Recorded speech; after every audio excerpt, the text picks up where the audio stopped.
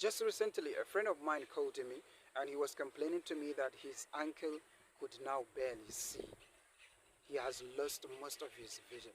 And they went to the clinic and they told them that it was glaucoma. So he called me, it's like because I'm a friend to him. So it's like you have a friend who is a doctor. So he called me if there is anything I could do, or if there is any other, yeah, if there is anything I could do, like medications or surgery.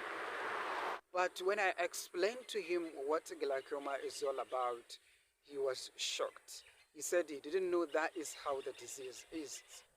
And he later told me that he noticed it. And he noticed that some years back, his uncle has some problems because they are working together in a market, and you notice that he don't see clearly when something is by his sides. That is what he said. And sometimes even in front of him. For example, a person will be in front of him, but he would not be able to recognize who is he. Most people had advised him to get his eyes checked, but he refused, believing that he can still see. And that is exactly the danger of glaucoma. And unfortunately, by the time they visited an eye clinic, the damage was already done. And there is nothing they could do about it, but rather give them medication. So he told me they gave them medications called Misopt, and he has been using it for years.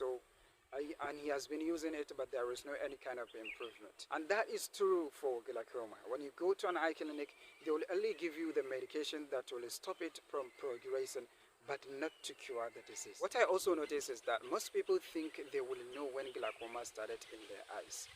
They expect to feel like pain, blurry vision, headache, or see redness, or any kind of changes with their eyes. That is true for other eye diseases, but in case of glaucoma, that is different. Glaucoma is a silent disease. You cannot tell by the way you feel or see whether or not it started affecting your eyes. You can see perfectly, you will feel nothing, but deeply inside it started affecting your eyes. And unfortunately, by the time people start noticing, the damage is already there.